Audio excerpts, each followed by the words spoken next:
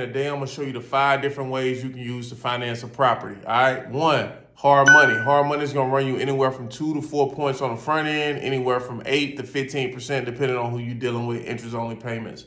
2, private money. Private money is some of the best money you can get because you can set your own terms. Usually, they don't have the front end points. You can get interest payments anywhere from 8 to 15%, depending on who you're dealing with. 3, the best money you can get is bank money. This for the people who look good on paper. This for people who got the tax returns. They got everything, they got a little assets behind them. You can get bank money anywhere from 4 to 7%. 4, credit cards. Credit cards for the people, hey man, I just got to get in the game. You know what I'm saying? I'm going to get in, get out, pay the credit cards off, but now I'm in the game till I ain't got to do that no more, all right? Last but not least, acquisition loans. 3, 2, 1 money. That means I'm paying 3 points on the front end, 2 points the second month, and 1 point the third month. It's some of the most money you can get, but sometimes you got to do what you got to do.